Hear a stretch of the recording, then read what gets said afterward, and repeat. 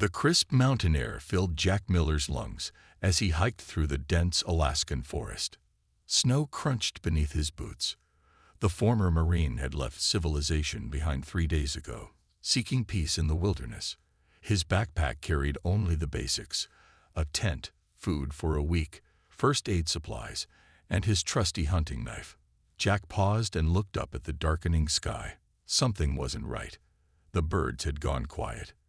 He felt a change in the air pressure, like before a storm, but different somehow. A flash of blue light split the evening sky. Jack shielded his eyes as a roaring sound filled the valley. Something massive tore through the clouds, trailing smoke and fire.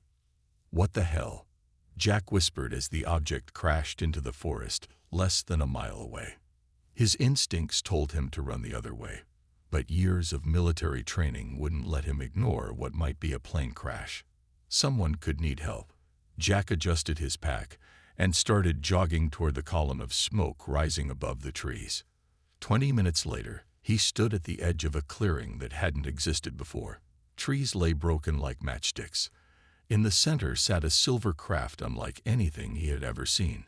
It was sleek, about the size of a small bus, with no visible wings or engines. "This is no airplane," Jack said to himself, approaching carefully. The side of the craft had a jagged tear.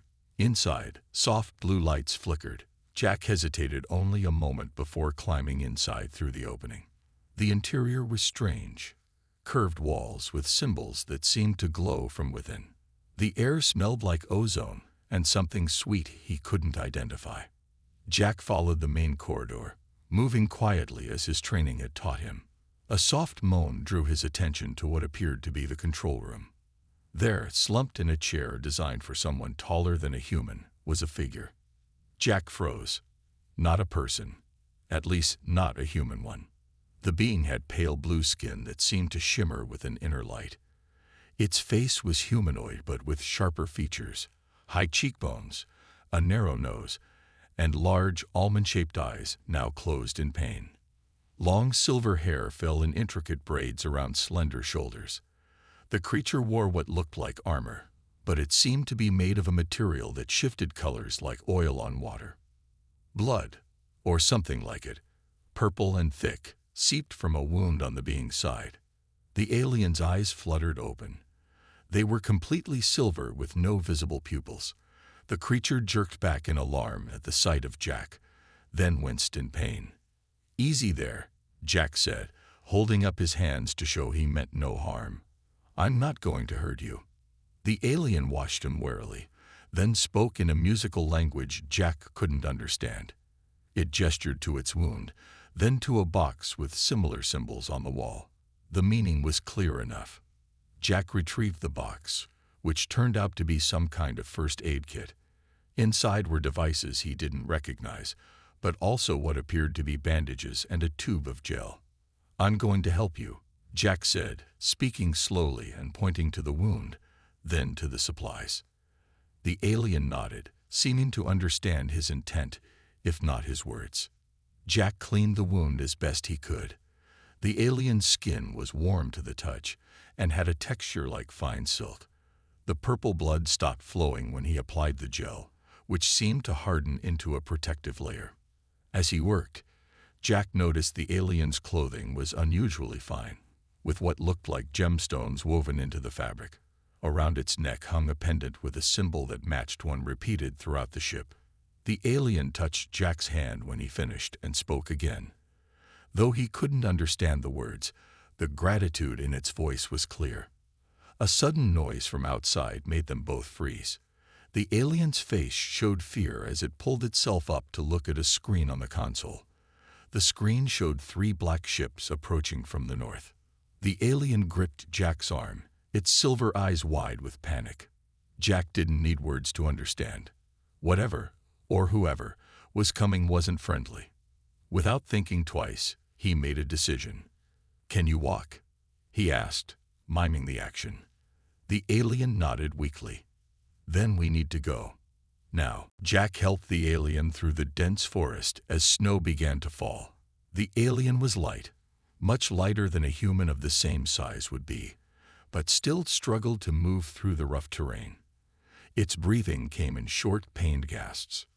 "We need to find shelter," Jack said, more to himself than to his companion. The alien suddenly stiffened and pointed to the sky. Jack looked up to see three black shapes moving through the clouds. They were similar to the crashed ship, but sleeker, more predatory in design. They moved in a search pattern, scanning the ground below. "They're looking for you, aren't they?" Jack asked. The alien nodded, understanding his meaning if not his words. It reached for something at its belt, a small device that looked like a smooth stone. When it pressed the center, the device glowed and projected a small three-dimensional image of the forest around them, with tiny dots moving from the north. "That's us," Jack asked, pointing to two dots in the center. The alien nodded, then pointed to the other dots and made a slashing motion across its throat. "Got it. Bad guys," Jack said grimly. "Come on, I know where we can hide." Jack led the way to a small cave he had spotted during his hike the day before. It wasn't deep, but it was hidden behind a waterfall that had partially frozen in the cold.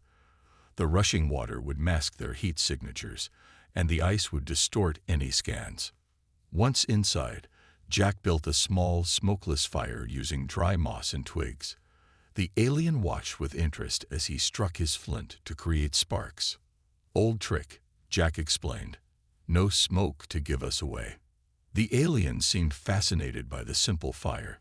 It reached into a pocket and pulled out another device. This one looked like a thin metal rectangle. After tapping some symbols, it placed the device near its throat and spoke again. To Jack's surprise, the device translated the alien's musical language into English, though with an odd mechanical tone. "Thank you, Earth human. You saved my life." Jack stared in amazement. "You can understand me now." The alien nodded. Translation device. "Learning your language now. Who are you? Why are those ships hunting you?" The alien straightened its posture, wincing slightly from the wound. "I am Zaravel, Princess Royal of Galactic Confederation. Those who hunt are Vazrathi Empire soldiers." Jack let that sink in. A princess. From space. Being hunted by some empire. It sounded crazy, yet here she was. "Why are they after you, Zara?" Jack asked, shortening her name without thinking. Zaravel tilted her head at the familiarity but didn't object. "I refuse marriage with Prince Drezkol of Vazrathi. Marriage would give them control of important Confederation systems. I escaped during diplomatic journey." Outside, one of the black ships passed directly overhead. Both Jack and Zara fell silent until the sound of its engines faded. "Your method's primitive but effective," Zara said, gesturing to their hiding place. "Vazrathi rely on technology. They scan for energy, metals, radio signals."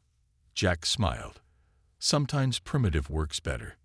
The translation device beeped, and Zora looked concerned. "They deploy ground units now. Special hunters with advanced equipment." As if on cue, Jack heard a distant whirring sound, like machinery moving through the forest. "How good are these hunters?" Jack asked. "Best in galaxy. Never fail mission." Jack reached for his hunting knife. "Well, they haven't hunted humans before." Zora's silver eyes widened. "You not understand. They have weapons that can disintegrate matter. Force shields. Universal trackers." Jack checked his supplies. A knife, some fishing line, matches, and a first aid kit. Against aliens with advanced weapons. The odds weren't good. "I was Force Recon," Jack said. "We specialized in working with what we had. Your high-tech friends out there expect high-tech opposition. They won't be looking for tripwires and pit traps." Zara watched as Jack began fashioning simple traps from the materials in his pack and items from the forest. "Why you help me? Your world not even part of Confederation. I am nothing to you."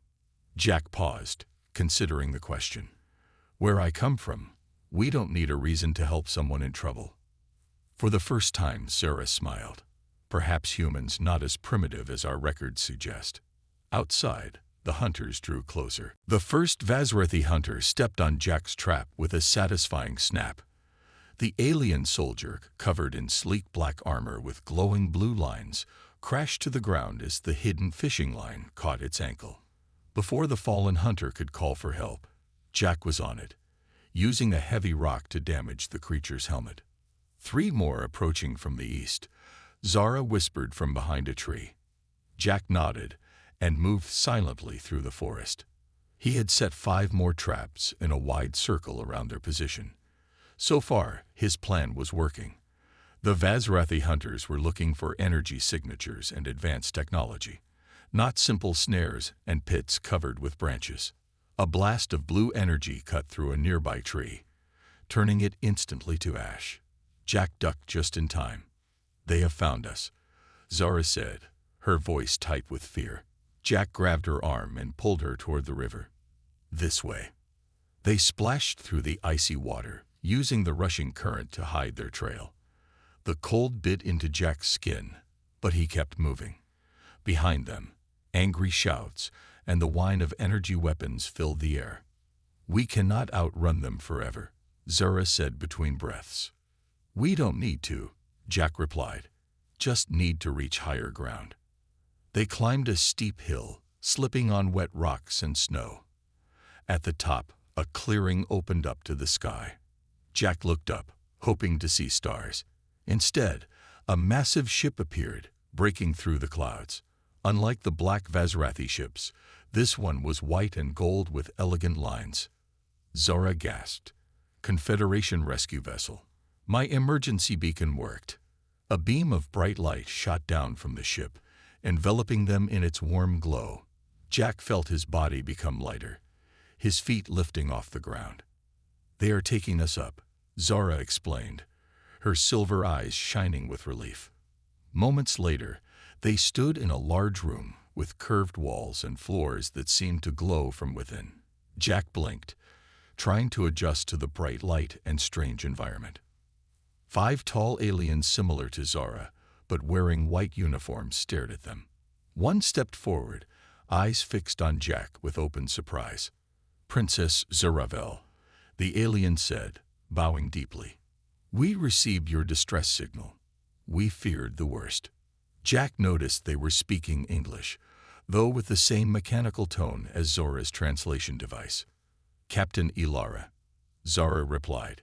"This human saved my life. His name is Jack Miller." The captain studied Jack with obvious distaste. "A primitive." "Princess, your father will not approve of this contact. The Earth species is on the non-interference list. I do not need approval to honor the one who saved me from the Vazrathi," Zara said firmly. Captain Ilara sighed. "Very well, but the human must be returned to his planet immediately." "I go nowhere without Jack," Zara insisted. "By ancient custom, he is now my protector.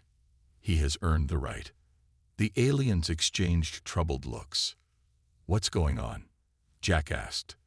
"They want to send you back to Earth and erase your memory," Zara explained. "I am refusing." Before anyone could say more, the ship rocked violently, throwing everyone off balance. Alarms blared through the room. "Vazrathi attack ships," someone shouted. 3 of them, targeting our engines. The captain rushed to a control panel. "Prepare for emergency jump." "Wait," one of the crew called out. "The antimatter stabilizers are failing. We cannot make the jump safely." The ship shook again as another blast hit them. Smoke began filling the room from a damaged panel. Jack watched as the alien crew worked frantically at their stations. Their movements were becoming panicked, uncoordinated. "What's happening to the stabilizers?" Jack asked Zora. She pointed to a screen showing a diagram of the ship with a section flashing red.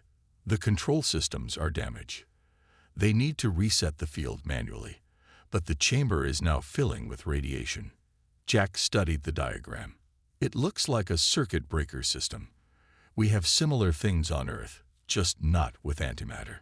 While the aliens argued about complex solutions, Jack moved to the damaged panel and pulled off the cover. Inside, he could see what looked like crystals arranged in patterns, some now dark. "Jack, no," Zara tried to stop him. The radiation. But Jack had already reached in, rearranging the crystals based on the patterns he could see.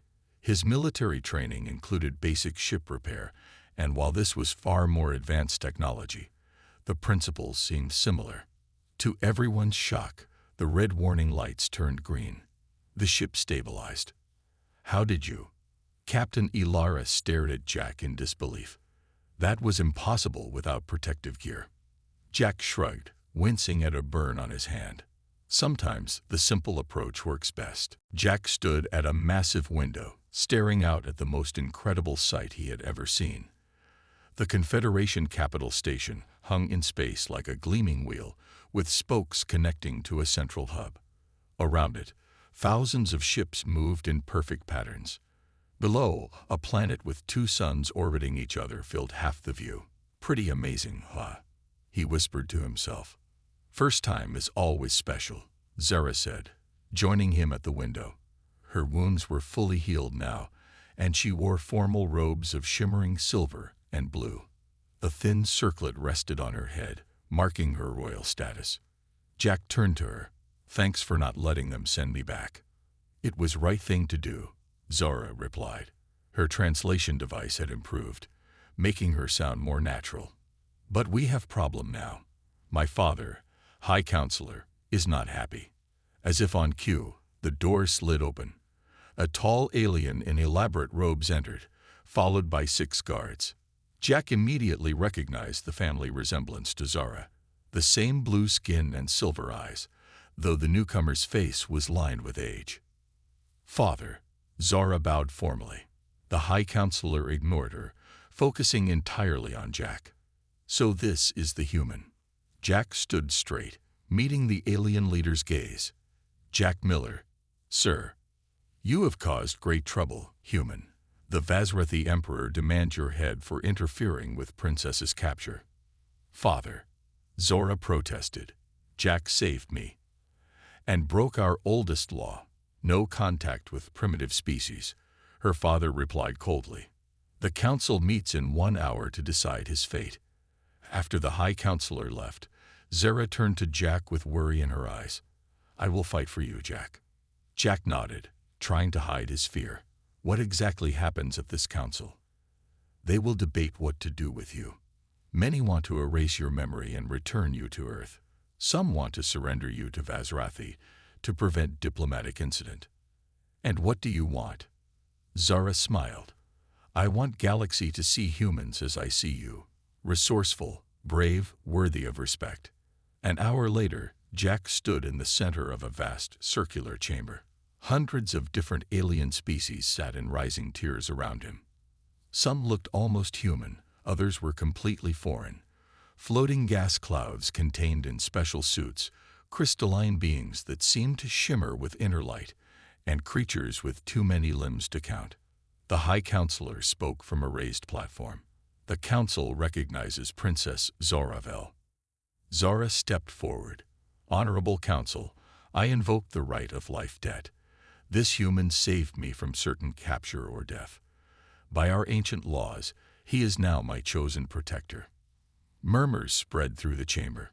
"A primitive cannot serve as royal protector," objected a reptilian alien. "It is unprecedented."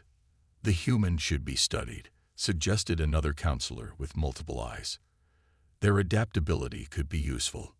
"The law is clear," Zara insisted. "One who saves royal blood may claim protection status."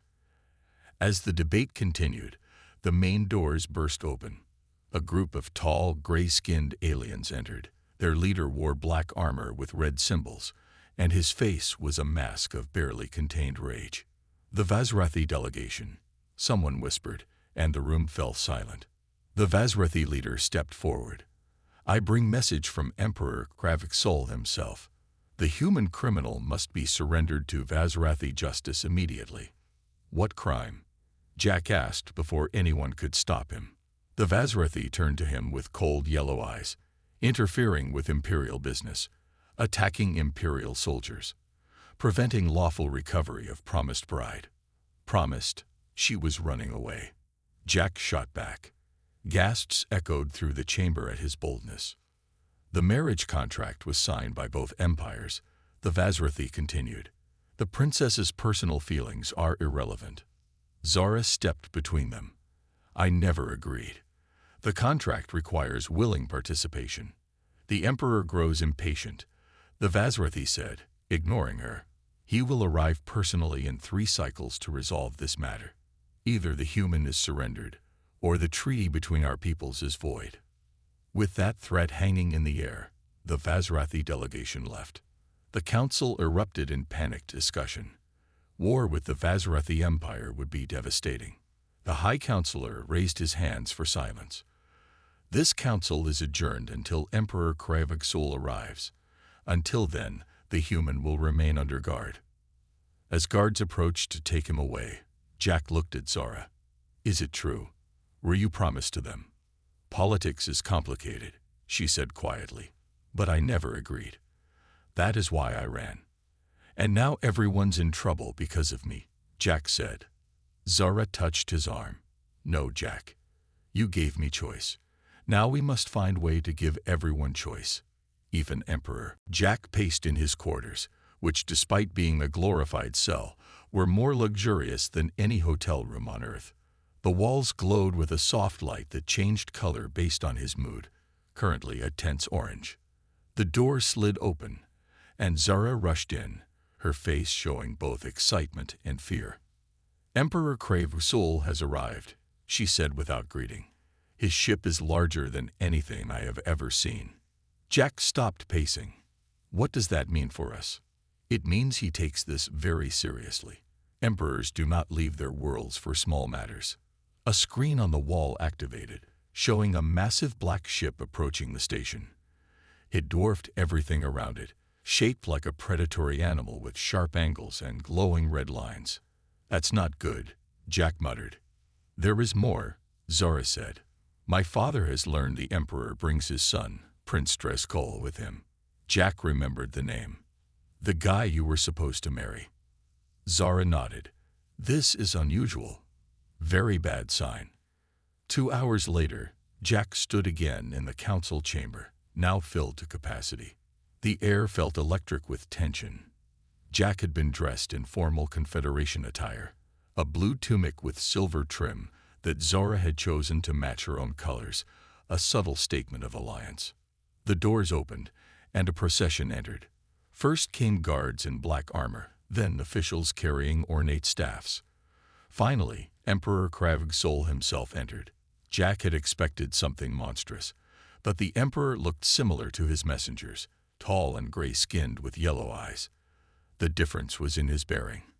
Even Jack could feel the power and authority radiating from him. Behind the Emperor walked a younger version, Prince Dresskol. Where the Emperor's face was calm and controlled, the prince's showed open hatred as he looked at Jack. The Emperor took a central position and spoke. His voice was deep and carried easily through the chamber without seeming loud. I come to resolve this matter personally, he said in perfect English, needing no translator. First, I wish to see this human who has caused such trouble. Jack felt hundreds of eyes turn to him. Step forward, the Emperor commanded. Jack approached, stopping a few feet from the Emperor. Up close, he could see the alien ruler was even taller than he appeared from a distance, standing at least 7 feet high. The Emperor circled Jack slowly, examining him. This is what disrupted our plans. A primitive creature with no technology, no special abilities. Jack remained silent, remembering Zara's advice to show respect but not weakness. The Emperor turned to the council. I came expecting some new weapon or strategy. Instead, I find a simple human. His yellow eyes narrowed. What trickery is this? The High Counselor spoke carefully. There is no trickery, Emperor. This human used his natural skills to rescue Princess Zaravel. Impossible. Prince Dresskol snarled. Our hunters are the best in the galaxy. The Emperor raised a hand for silence. There is a simple way to resolve this matter. I invoke the ancient right of challenge. Gasps spread through the chamber. Zara's face paled. What's that? Jack whispered to a nearby guard. Trial by combat. The guard replied quietly. Very old tradition, rarely used. The Emperor continued. My son, Prince Drazkul, will face this human in honorable combat. If the human wins, all claims against him are void. If he loses, the princess returns with us as agreed. You cannot be serious, the High Counselor protested. The human would have no chance against your son's combat enhancements. Are you suggesting the Vazrathi would not fight fairly? The Emperor asked dangerously. I accept, Jack said before anyone could speak further. All eyes turned to him in shock. Jack. No, Zura said, rushing to his side. Prince Drazkul is trained in all combat forms. His body is enhanced with technology beyond your understanding. Do I have a choice? Jack asked quietly. No, she admitted. If you refuse, it would be seen as admission of guilt. The Emperor smiled coldly. The human accepts. The combat will occur tomorrow at midday. My son will wear standard combat armor to make things sporting. As the Emperor and his entourage left, Prince Drazkul paused beside Jack. I will enjoy this, primitive, he whispered. Your species shall learn its proper place. When they were gone, Zora grabbed Jack's arm. We must prepare you. Come. She led him to a private training room where Captain Ilara and another Confederation officer waited. This is Combat Master Venix, Zara introduced. He will show you Vazrathi fighting techniques. Can he teach me enough in one day to beat a prince? Jack asked skeptically. No, Venix admitted. But perhaps we can teach you enough to survive. The combat arena was a perfect circle, 50 feet across, with high walls and transparent barriers protecting the audience. Every seat was filled.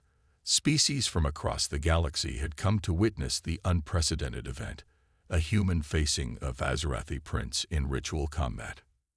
Jack stood in the preparation chamber, dressed in the light armor Zora had provided. It was the best the Confederation could offer, but compared to what he'd seen the Vazrathi wear, it felt like paper. Remember what I showed you, Combat Master Venix said. Vazrathi rely on predictable attack patterns. They are trained to fight other technological species. Jack nodded, his mouth dry. What about the armor he'll be wearing? It enhances strength, speed, and has energy shields, Zara explained. But you have one advantage. They will underestimate you. Great, Jack said with a weak smile. They'll be really surprised when they kill me easily instead of super easily. Zara touched his arm. Jack, I am sorry for bringing this trouble to you. Don't be, he replied. Back on Earth, I was just another ex-soldier with nothing special about him. At least here, I'm doing something that matters. A chime sounded, signaling it was time. Jack took a deep breath and stepped into the arena. The crowd hushed as he entered from one side. From the opposite entrance came Prince Drazkul, wearing black armor that made him look twice his normal size. The armor hummed with power, and red lights pulsed along its surface. Emperor Kravik Sul spoke from a special viewing box. This combat will continue until one fighter yields or is unable to continue. Lethal force is permitted but not required. Jack noticed the emphasis on the last part. The Emperor wasn't forbidding his son from killing Jack. He was just saying it wasn't necessary. Begin, the Emperor commanded. Prince Drazkul didn't move immediately. Instead, he spoke, his voice amplified by his helmet. I will give you one chance to yield, human. Do so, and you may live as a servant in my household. Tempting, Jack said, but I'll pass. The prince's helmet hid his expression, but his body language showed his anger. He charged forward with incredible speed, crossing the arena in seconds. Jack dove to the side, barely avoiding the first attack. The prince's armored fist crashed into the floor where Jack had been standing, cracking the hard surface. Too slow, Jack taunted, remembering Venix's advice. Make the prince angry. Disrupt his training. Drazkul turned and fired an energy blast from his gauntlet. Jack rolled behind one of the few obstacles in the arena, a decorative column. The blast took a chunk out of the column. Jack knew he couldn't win by fighting directly. The prince was too strong, too well-armed. He needed another approach. As the prince stalked toward him, Jack grabbed a handful of dust and debris from the damaged column. When Drezkol rounded the corner, Jack threw the dust directly at the helmet's visual sensors. The prince roared in frustration, his helmet systems temporarily blinded. Jack used the moment to run to the other side of the arena, looking for anything he could use. The combat continued this way for several minutes, the prince attacking with overwhelming force, Jack narrowly escaping each time. With each exchange, the crowd grew more amazed at the human survival. Jack was tiring, though. A glancing blow had caught his side, and he was breathing hard. The prince, with his enhanced armor, showed no signs of fatigue. "Your tricks grow tiresome, human," Drezkol said. "My sensors are adapting to your methods." Jack knew he needed something more. He looked up and noticed the arena's environmental controls, vents that regulated temperature and air quality. They reminded him of something from the damaged ship, something about Vazrathi armor systems. "Hey, Prince," Jack called out. "What's the matter? Afraid to fight me without all that fancy tech? On Earth, we'd call that cheating." "Your primitive concepts mean nothing," Drezkol replied, but Jack could hear the anger in his voice. "Where I come from, real warriors don't hide inside machines." The prince charged again, but this time Jack was ready. He had positioned himself beneath one of the water-cooling vents. As the prince reached him, Jack leaped up and broke the vent open, sending a spray of coolant directly onto the prince's armor. The effect was immediate. The armor's systems sputtered as the liquid interfered with the circuits. Seeing his chance, Jack delivered a hard kick to the prince's knee joint, one of the weak points Vinix had identified. For the first time, Drezkol stumbled. The crowd gasped collectively. In the Emperor's box, Kravexul leaned forward, his expression showing disbelief. "Impossible," someone whispered in the suddenly quiet arena. Prince Drezkol stumbled backward, his armor sparking and hissing where the coolant had entered its systems. For a moment, the entire arena was silent, thousands of alien spectators frozen in disbelief. Then Jack pressed his advantage. He darted forward, targeting the joints of the armor where Vinix had shown him the connections would be weakest. Each precise strike caused more systems to fail. "This is not possible," Drezkol roared, swinging wildly at Jack, who ducked under the blow. "Maybe you should have studied humans a little more," Jack said, breathing hard but focused. In the Emperor's box, Kravexul gripped the railing, his yellow eyes wide. Beside him, the High Counselor and Zara watched with equal amazement. "The human fights like no warrior I have seen," the Emperor admitted. "No patterns, no predictable moves." Zara smiled. "That is the human way. They adapt." On the arena floor, Drezkol's armor was failing piece by piece.